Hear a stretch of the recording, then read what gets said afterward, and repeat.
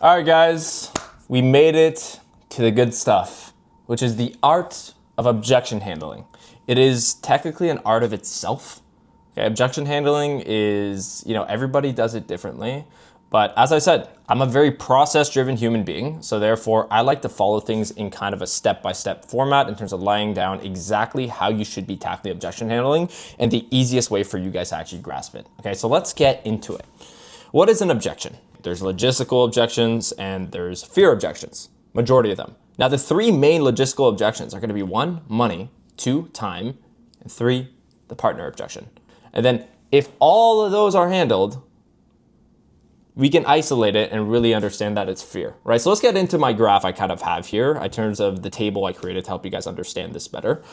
And you can go through this as a setter and a closer. I've made it very interactive to understand, but if we get into it. So let's think of any objection. After you pitch, then you get into the close, right? And then the lead tells you, hey man, I gotta think about it. The number one thing, guys, is we have to isolate money first thing, guaranteed. Why do we isolate money, right? Because if we don't, right, and then we start going into fear or something else, they're just gonna lie to you and say, hey man, I don't have money. Sorry, I can't afford it, right? And then they're just in this lying circle and they're kind of like a trapped animal in a corner and they're gonna lie to you and then the whole thing's lost. So we always isolate money first. So whenever someone gives you like a, I need to think about it objection, like right off the bat, here's what you're gonna say. You're gonna say, okay, not a problem, man. I guess money aside, if I gave you like a duffel bag full of, of $10,000 in it, whatever the program costs, inside of it, I guess, would you do it? And they'll be like, well, yeah, I would do it. Obviously, let them justify. Well, why though? Right? Why would you do it? Oh, because it would help me with this and this and this. Yeah, because like you having, the coaching, whatever you're offering, I guess what would that do for you personally? Right? And it's like, yeah, it would do this. Okay, so let them clarify that they still believe in the program that's going to help them, right? So I guess, is it just the initial investment of 10 grand holding you back? Or if there was actually a way to possibly break it up, would it make it more digestible, right? They might be like, oh yeah, that would help. Right, it's okay. So I guess cash on hand, besides bills and expenses and the money you use to take your girlfriend on a date on a Sunday, right? What do you actually have available just to see if I can help? Okay, so besides that, right? And if they answer you, they're like, yeah, I have 5 grand. From there, we know they have 5 grand and they've clarified it, so they can't lie to us down the line. So now they have 5 grand. So here's where you're gonna put together a payment plan or financing that works better with their budgetary constraints. So here's what you say. Okay, so with the understanding, once you put together like a Klarna or in-house financing plan that's more convenient, now we've isolated money, guys. We know they have 5 grand. We need to split it up and it's just logistical. Now we go into, okay, so with the understanding, you feel like it would get you to XYZ goal, and it works within your budgetary restraints. I guess, how would you like to proceed? From here, 3 things can happen, okay? This is where everything starts. Either they say, 1, yeah, let's do it. Get the PIF, job finished, right? And it was really just money logistical. 2, they can go directly into fear. Oh man, well, it's still a big investment. It's still a big commitment. This is where we go right into fear because they've given us the fear objection and we know how to handle it. I'll get to that later. Or 3, which is also very common, they can go into another logistical objection, which would either be time or partner, right? Note, always get logistics out of the way first and then go into fear, okay? We can't tackle fear first because they're gonna throw you a logistic and say they don't have money and then you're screwed. So look at this equation. Any objection, always default logistical money, okay? So next, let's get into time. Here's how I handle time. So let's just say, money aside, you put together a payment plan, everything, and they're like, they threw you another logistical. Yeah, man, I just don't think I could dedicate the time, right? Here's how you handle it. Really similar process. I guess time aside, if you did have the time, I guess, would you do it? Do you feel like it would actually get you to 20K per month business or in shape, right? And they're like, yeah. Always clarify, they like the program and they feel like it's gonna work for them. Yeah, I guess why though, right? And let them justify it. Because what would that do for you personally? Same thing, okay? Then from there, once they answer it, we go through the 2 people analogy. I like using this one.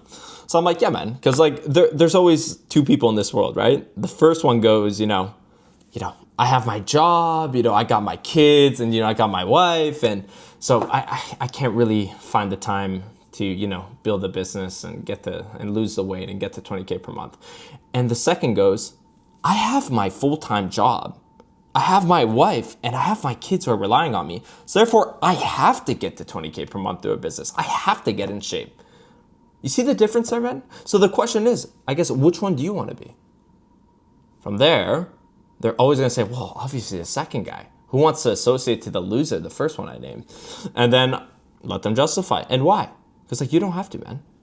Right? And let them justify why they should be the second guy. Because what do you think happens if you don't? Right? If you decide to be the first guy, right? And then they'll be now they want to buy into that new belief. In psychology, humans want to do that. And then it's and I guess, are you willing to settle for that? Right? After they justify to why they don't want to, they're oh yeah, fuck yeah. Right? Now they want that new identity. So I guess what decision, the call to action, what decision do you need to make to put yourself in the best position to reach 20K per month, to lose that weight? Now we go into either you did a good job, you closed the sale, or because we knew it was actually time logistical, or it's, it's fear. We can isolate that. Last one is partner, which is very common, guys. And don't forget, we always want to isolate money, time, and partner. Because if it was free, they wouldn't talk to their partner. They wouldn't need to find the time. And money would just cancel itself out, right? Everyone would do it, regardless of time or partner. So this is why we actually harp on logistics so much. So anyway, let's go into partner. This one, you guys are going to be running into a lot. So I guess, let's just say they throw you a partner. Yeah, I got to talk to my wife, okay? I guess partner aside, if she was on board and she was honey, you have to do this. This is amazing. This is everything we needed. I guess, would you actually do it? Do you feel like it would actually get you to 20K per month? Or do you think it would actually get you to XYZ goal? And they're yeah, I do. Justify that they believe the program's going to work for them. Good. But why though? Let them explain. Because what would that do for you personally? All right? Let them justify it. So from there, so out of curiosity, I guess what happens if you go to her and you're hey honey, we need to do this. This will change everything. I'll be able to travel and we'll be able to do the things we said. And she says no. I guess, would you do it anyway? Or would you just kind of give up on the goal? So either they would say, I'd do it anyway. Well, why though? Let them justify why. Or they'll say, no, I wouldn't do it. I have to respect her. Either way, guys, we go into the analogy. There's a ton of analogies. I like to use a pilot analogy because it's very straightforward. And I think everybody's been on a plane. And I'll ask them, yeah, man, because have you ever heard of the pilot analogy or the pilot saying? And they're no. What's the pilot saying?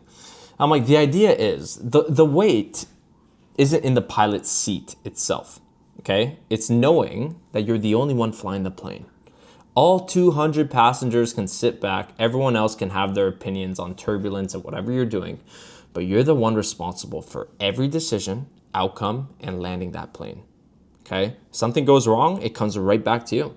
That's what leadership actually is, man. Not the position, not the title, it's the ownership, dude. Okay? And if you want the results that most people never have in life, you have to be willing to carry the responsibility most people avoid. So they got that frame. Now we're so who's going to be the one doing the work? Is that going to be you or your wife? And they're going to say, well, dude, it's going to be me. Oh, get them towing up responsibility. So whose responsibility is it to put you in the best position possible to get to 20K per month through an e-com business? And they're going to say, well, it's mine. Okay. So do you think it would be fair, right? So justify, actually ridicule them for even trying to defer responsibility on someone else when they're the one putting in the work. Okay. So do you think it would be fair to put that responsibility on anybody but yourself? They're going to be well, no, man. Well, why not? Let them justify why not, why it's unfair to put it on their wife. Consequence it. Always. Because what do you think happens if you do? If you take that responsibility and the power and weight of decisions and you put it in the hands of somebody with less context that wasn't on this call and isn't going to put in the work, then what? They're going to be oh man, well, yeah, that's not fair. I'm putting the final decision on her, right? When it's all up to me, of course she's going to say no. And why though? Why do you feel like she would say no? Probe the shit out of it, make it more real and help them understand their thought process is wrong. I guess Are you willing to settle for that? Right? They'll be like, fuck no. So what decision, CTA, call to action, so what decision do you have to make to put yourself in the best position possible to get to that 20K per month, to lose that weight? And then from there, you reframe them logically, handle the partner objection, close sale. If not, it's just that, guys, we know it's fear. Now I'm gonna show you how to handle fear. We can go from money straight to fear, or we can go from time to fear, partner to fear, all three, money, time, partner, then fear, right? Just follow the equation, guys. It helps you understand the whole process better. So here's how we handle fear. You can get a barrage of fear questions, right, that they can fire off to you. Here's where we want to take control as the closer. Okay, we want to handle it one of two ways. So two that I like to handle it in is, that makes sense, man. Right? When they say, just that, it's a big commitment. I'll be like, yeah, diffuse, agree. Yeah, that makes sense, man. Because like we all make decisions based on our perspective, right? And then handle fear through a reframe. How I like to do it personally, and how I always do it is, that makes sense. Because like what you're seeking is certainty, right? And they're gonna be like, yeah, of course, who doesn't want certainty, right? Because if it was guaranteed, anyone would do it, right? That this will actually for sure get you the result. I'll say that again. That makes sense, man. Yeah, because what you're seeking is certainty, right? Like that this will actually for sure get you the result. Duh. And they're gonna be like, yeah, obviously, dude. I'm like, yeah. You see, and then you see, the interesting thing about certainty is that we all seek it, but it doesn't really exist. And I'll give you an example, okay? And then they're listening, like, oh, okay, they're challenging me. So let's reiterate, let's get into fear. Fear, there's 3 fear frames that you can use either for perspective, based on our perspective, or what you're seeking is certainty, okay? And there's a million, guys. You can make a ton of analogies, but the principle stays the same, which is the structure of a reframe goes by frame, pushback, consequence, CTA. Same stuff we've been using in handling these. Reframes are key. So I've made 3 that I've always loved to use depending on the prospect I'm talking to, which is the weather reframe, the fat person reframe, or the $4,000 reframe. So I'll only cover one of them because like you guys have access to this. You can literally handle it. And also I want you guys to actually make your own reframe as practice. Okay, this is how you're gonna learn. Go write your own, create your own. Come to me, let me know how it goes, and I'll tell you if it's good. But the principles of a reframe is, I'll show you an example, but you have to frame their perspective, push back on it, let them justify to you why not, consequence if they continue doing it, and then call to action to make them change. So let's get into it. Prospect, we handle logistical, and they're just like, dude, it's a big commitment. I'm nervous, I'm scared. And it's like, that makes sense, man. Because like what you're seeking is certainty, right? Like this will actually get you the result. And they're like, hell yeah, of course. You see, the interesting thing about certainty though, and this is just speaking from experience, man, and I've been in your shoes before, is that we all seek it, but it doesn't really exist. And now, can I share a perspective around that? They'll be like, yeah, sure, why not? They're interested. So let's get into the weather analogy. So yeah, for example, dude, like let's just say tomorrow, I wanna go to the beach. And let's say, I don't know the weather at the beach before I get there. Like I can check the weather app, but has it ever been wrong, dude? They're gonna be like, yeah. It has been wrong. It wasn't that hot one day. It rained when it said it wouldn't, etc. Right? Everyone knows it's been wrong. And I'll be like, yeah, man, too many times. But if I never go to the beach unless it's 100% guaranteed to be absolutely perfect weather, will I ever be able to go to the beach, man? They'll be like, logically, well, no. Okay? Yeah. Exactly, man. Same way in business. If I never actually invest in my skill set to like learn XYZ skill, the skill of sales, the skill of growth operating, the skill of systems, to get out of that 9 to 5, to get to that 20K per month goal, unless it's 100% guaranteed for me to get to that 20K per month, have that financial freedom, and everything else the most perfect way possible.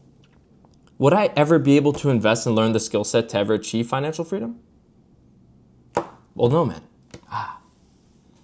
Yeah. And if you really thought about it, man, and you really considered it, could that be the reason we're actually in this position right now? Like we haven't invested in anything over the past year, even though we've known about sales or e-commerce, all because we weren't really that certain. Isolated. They'll be like, yeah, man, that's true. That's fair. They always will. Because everybody seeks certainty. That's what fear arises from. Now push back. Well, why though? Why would that be the reason, dude? Don't agree with me. You don't have to. Why would that be the reason? They'll be like, yeah, and justify to you why. It's like, yeah, man. And I ask this out of love, but what do you think actually happens if we keep having that mindset of looking for certainty in things before doing them? Even though certainty doesn't exist. Well, then I'll never do it, dude. Yeah, man. I'll probe it. And what do you think that would look like if you keep that mindset on a day-to-day basis of never doing it unless certainty arises? Well, I'll never do it, and then, I'll never achieve my goals, and I won't live the life I want to live, and etc. Now we have them. You can even probe deeper if you want, but from there, we just get into call to action. Now we've reframed our way of thinking and tackled fear properly. And now we're going to be like, so yeah, man, rather than seeking certainty to take action, what mindset do you think you need to have instead so that you can achieve 20K per month, so you can lose that weight and spend that time with the family and run on the beach shirtless like you've wanted? They'll be like, dude, I got to take risk. I can't seek certainty anymore. So what are you going to do? Close.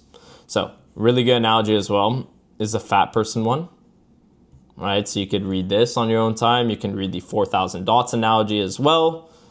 It's right there. And I want you guys to make your own.